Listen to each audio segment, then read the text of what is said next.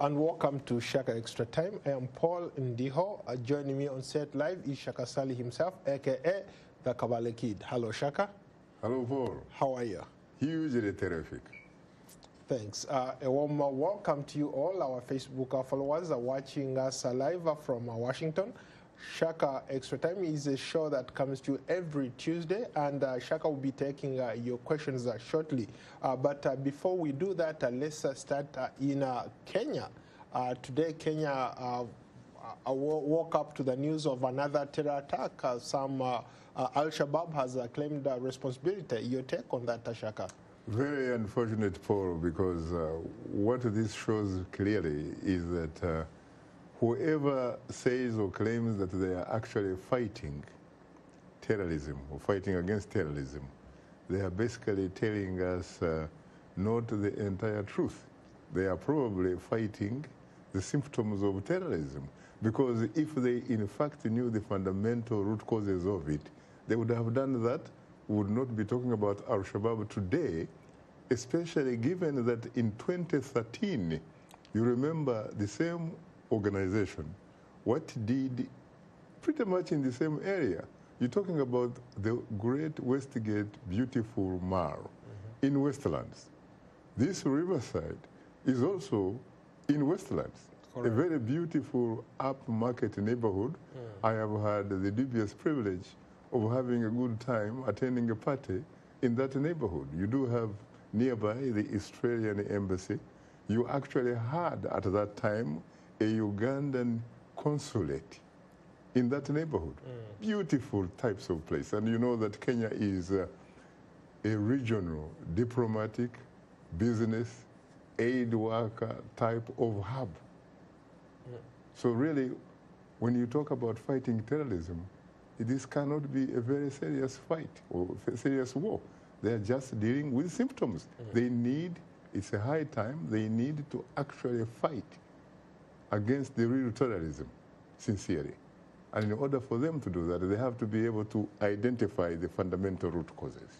What could be the reason behind this attack? When you talk about Westlands, Kenya, or Riverside, that place where we had this attack today, it's more of like an affluent neighborhood. In Kenya, you'd think that people pay attention to what's going on over there. It doesn't look, at least from the footage that I saw, the live feeds that were coming in, it doesn't look like the security was there. Actually, in the first initial minutes, journalists were the people pulling people out of the hotel after the bomb blast. You begin to wonder, of course, where the security forces. As a matter of fact, in 2013, it took a very, very long time for the Kenyan security forces to actually appear on that particular location. This time, they seem to have been a little bit faster. And you know, in some very ironic way, at least when you look at the optics, you're talking about the footage coming in, when you think about Africa, and you think about how, for example, a lot of people think that when you look at Africa, you're looking at some pictures that are negative. In this particular case, there is something positive out of it. You're looking at beautiful images, at least of property, of buildings in Riverside, which is a part of Nairobi, obviously a major African capital city.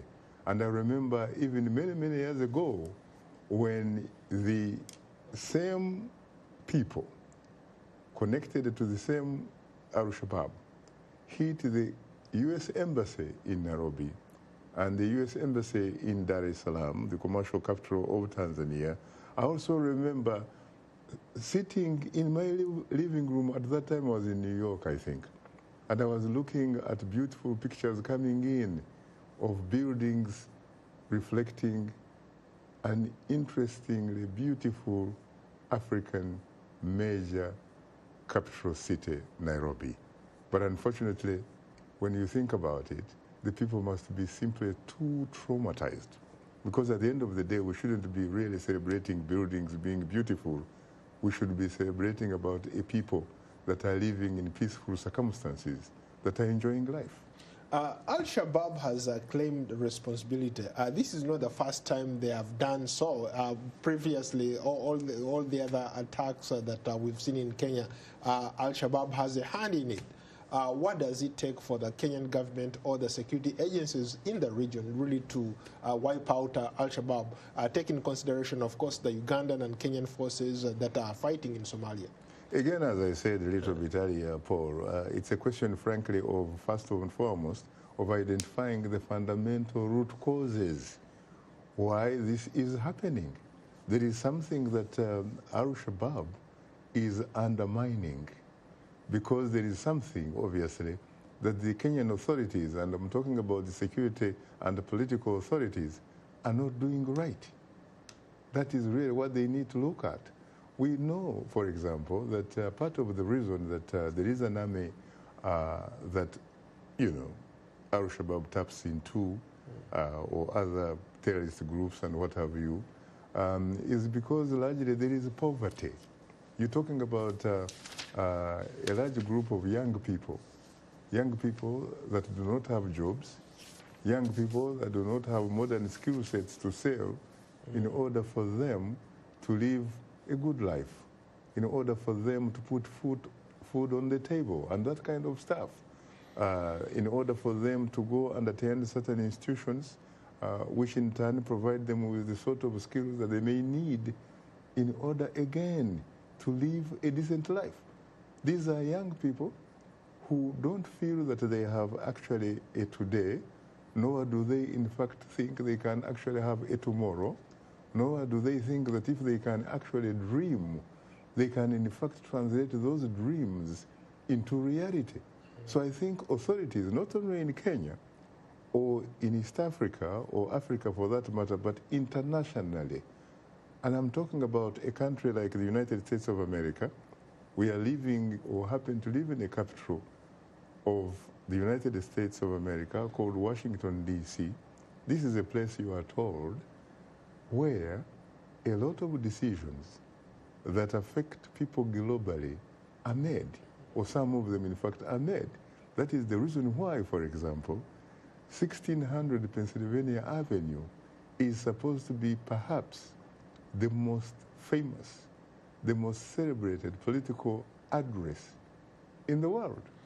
Shaka, earlier when I was looking at whatever was going on, there was a lot of criticism of the Kenyan security forces, especially on social media, that they were slow to respond to the scene when these bomb blasts went off and there was sporadic shootings within the hotel. What do you make of that? I think part of the reason is that there have been reports, for example, that when you talk about corruption, you're talking about a type of corruption that is malignant in Kenya. And the security forces are not very, very well paid. And therefore, basically, is a game. They are very easily, for example, compromised by people who may come with some groceries to compromise them so that they can get their way and do their thing. So are you suggesting that this is perhaps a result of corruption taking place? The reason they were not there to do their job is a result of corruption? I'm not saying so because I do not have incontrovertible evidence on that. But what I am probably saying is that it could, in fact, be one of the reasons why it seems so easy, really, for AlShabaab and other negative groups to easily have unfettered access, for example, to some of these most strategic and very upmarket type of places in Kenya, so that they can actually cause some kind of instability. They can actually, in a way, traumatize people, really, for that matter. And again, we're talking about the locations that they target. They're not targeting, for example, places like Mathare, Chivera. They're not targeting River Road, those types of places where poor people live and what have you. They're, in fact, going into the nerve centers of where the Kenyan elite, where the Kenyan international business headquarters are located. And that's the reason why we're talking about a place such as, Riverside Drive, and I have told you that I had at one time the dubious privilege of attending a very, very interesting party, and I had a good time.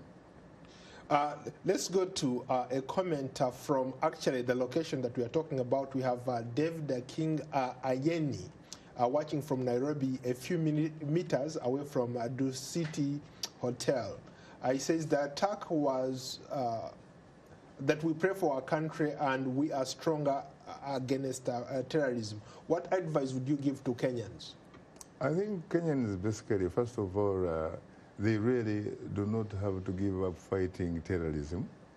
But first and foremost, they also have to realize that in order for them to fight terrorism, like I said a little bit earlier, they have to be able to identify the fundamental root causes and figure out how to address those types of root causes in order for the terrorists not to have at least an opportunity for their appetite to be realized. Let's go to another comment. David Lubalwa, watching from Maine, United States. What is the best solution to terror attacks in Africa? Picking from what just happened in Kenya today. Again, like I said, the authorities have to aggressively figure out what are the root or the fundamental root causes of why some of these terrorist acts or attacks occur. Once they are able to identify those, then they have actually to go into the business of making sure that they address those particular things that attract these negative types of actions. Now let's cross over to the International Criminal Court. Today it was also a great day for former supporters of Ivorian President Gbagbo. He was released. Actually, the court recommended that he should be released as soon as possible, including his accused. What do you make of those developments at The Hague?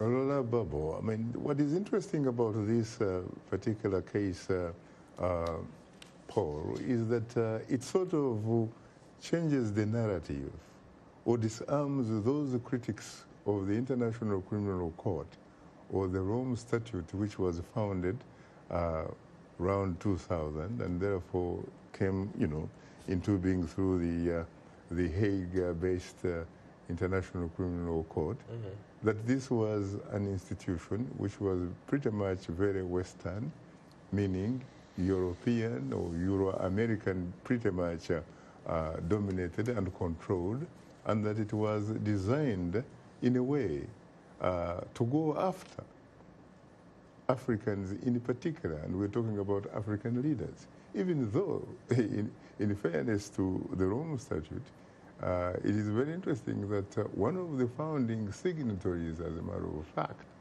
was an African president from East Africa by the name Yoweri Museveni of Uganda.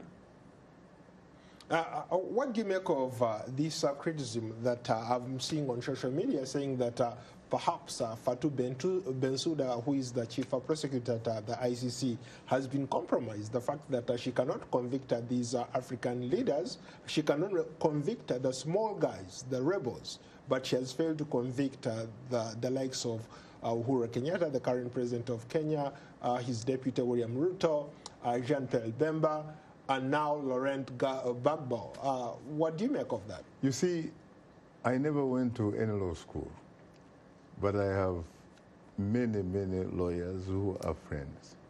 And I have also read very extensively about some of these things.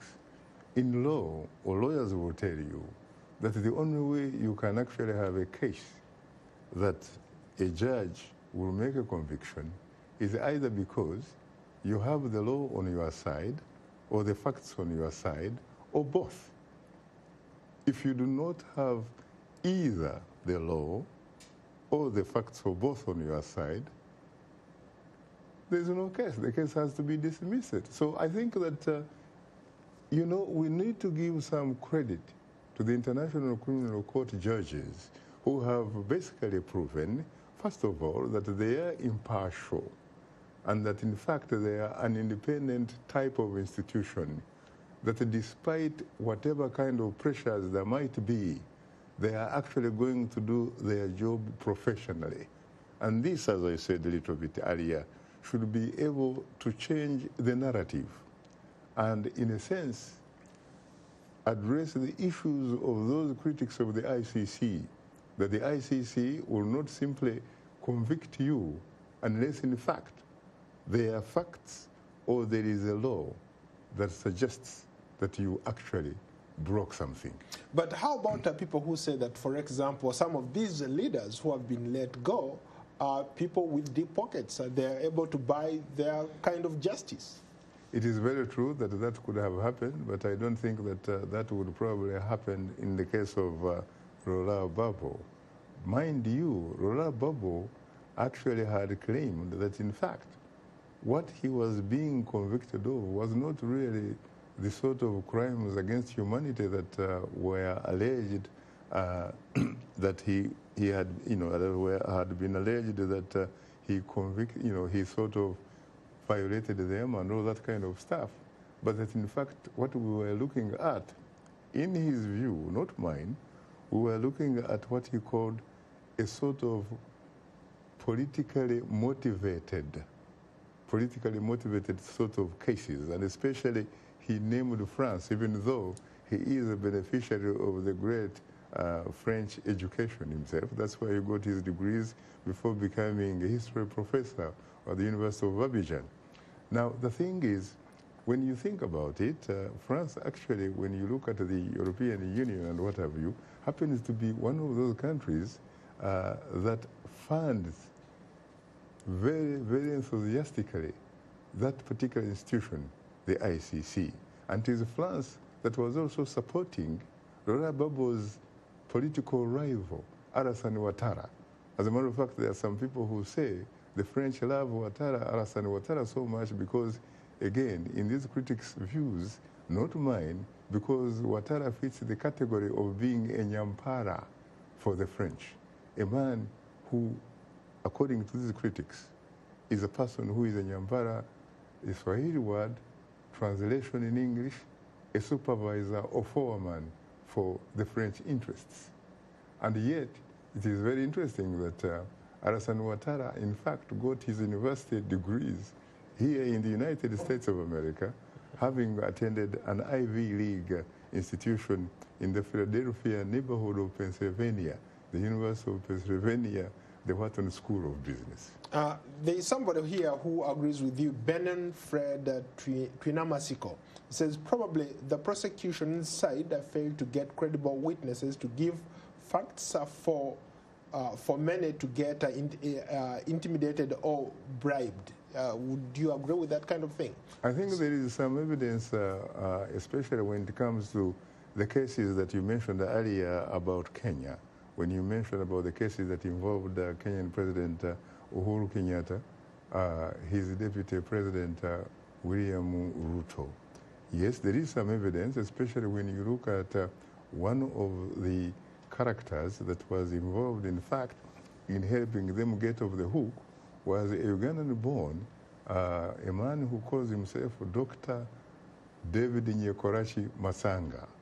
There are some evidence here and there that I have not been able to confirm, but there is evidence that some of the people who had previously sworn affidavits to appear in The Hague and provide the necessary evidence, eventually either they were physically eliminated or they basically shifted the goalposts or developed cold feet, precisely because either they had been compromised via deep pockets that you actually alluded to, or that they had in fact been effectively and sufficiently intimidated, because if they did, then they would have no life.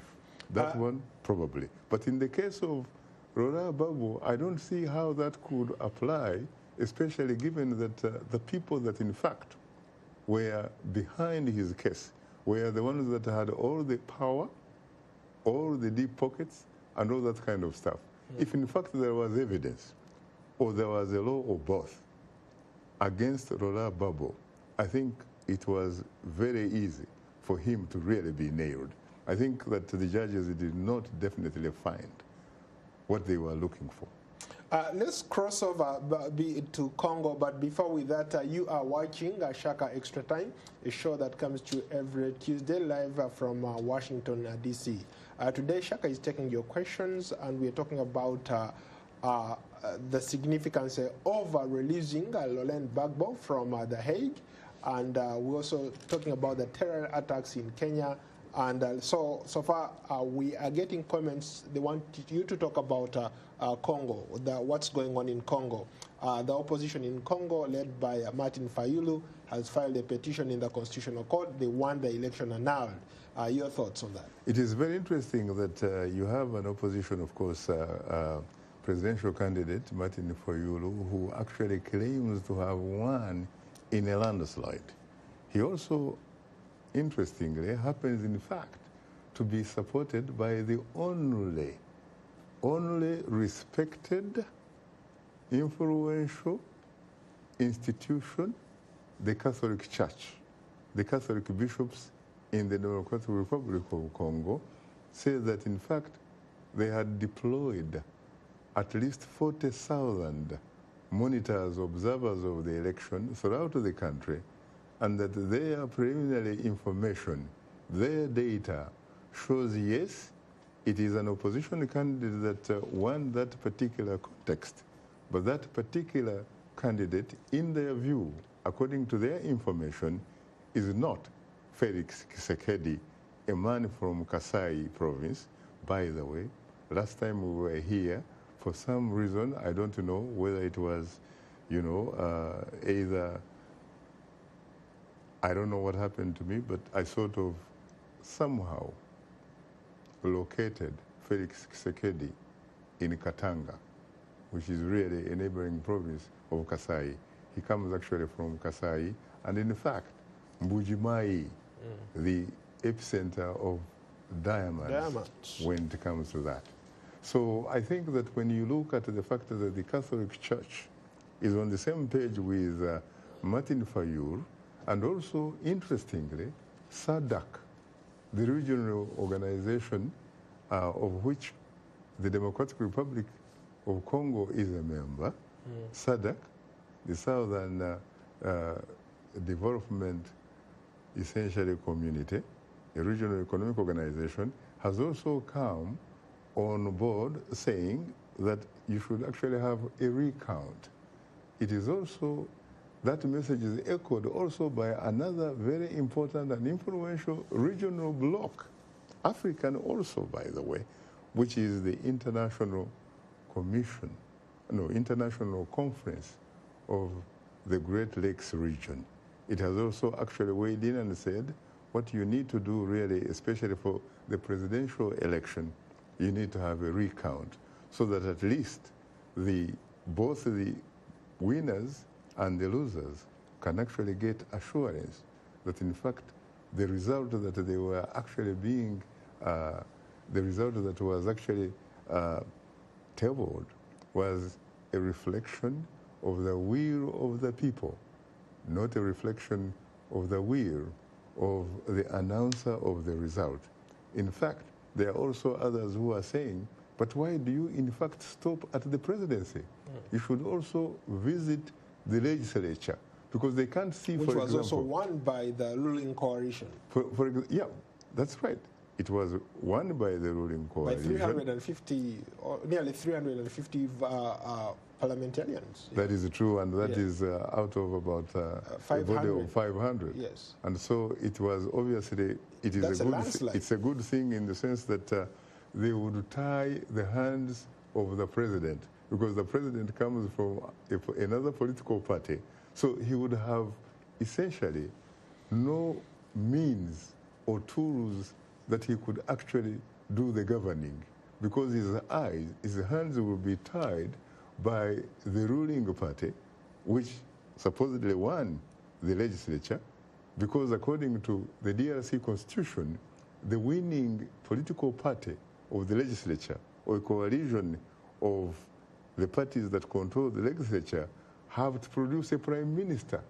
a prime minister who obviously gets into the business of day-to-day governing of the country. You also, of course, have the opportunity of getting the key important dockets. We're talking about perhaps the defense here. We're probably talking about foreign affairs. We're probably talking about mines. We're talking probably about the Attorney General. We're talking about some of these important, dockets like finance and what have you. And so let's face it, how could you possibly, as a ruling party, lose the presidency that badly? Because its candidate really lost the presidency so badly, at least according to the information we have. And at the end of the day, as you said, actually win the legislature in a manner that amounts to a landslide. I think that these critics who say that also should probably be looked at again may probably have a point. Now, what are you talking about tomorrow, Shaka? Tomorrow, in fact, we are actually talking about the disputed election in the Democratic Republic of the Congo. Let's go to two quick comments here. David Lubalwa says, thanks for bringing Congo on board. Looking at how France and Belgium are talking about Congo isn't going back to imperialistic regimes and very soon are eating up Africa again. Let me combine that with another comment from Mwesigwa Eri. Says, anti-colonial activists once said, no country has the right to make a decision for another country. What is your opinion on UK legislators talking about Ugandan government in their parliament? I think that when you think about the fact that I have often said that most of the elections or selections that are conducted in countries that are characterized as democratically challenged, these elections are not really held for the benefit of the primary stakeholders, who are the people in that country. These elections are held for the benefit of development partners, the donor countries. If in fact it is true that these donor countries have such enormous power, because in some cases they actually pay for the civil servant salaries. As the saying goes, whoever pays the tune calls the... Whoever calls the tune pays. Whoever pays the tune, whoever pays the piper calls the tune. Whoever calls the piper? Yeah. Whoever pays the piper calls the tune. Whoever pays the piper calls the tune. Yes. Yeah, so in this particular case, if it is true that the British provide a lot of aid to Uganda, surely they should have reason to find out how their pound sterling is being utilized under those circumstances. And there is a lot of evidence that the British pay a lot of money to the Ugandan government, for example, in terms of the issue of a country like Uganda happens to host a lot of refugees. And guess who pays? It is the British, the Americans, and a lot of other donors. So if you can accept the money, because you may use the money in whatever ways you want, then you should not be surprised that the person that gives you that kind of money is interested, frankly, in accountability. Yeah, unfortunately, Shaka, we have to wrap it up. It's been nice talking about some of these issues. I look forward to hosting you on another edition of Shaka Extra Time. Until then, thank you so much, and so long from Washington. Yeah. You're most welcome. Thank you, sir.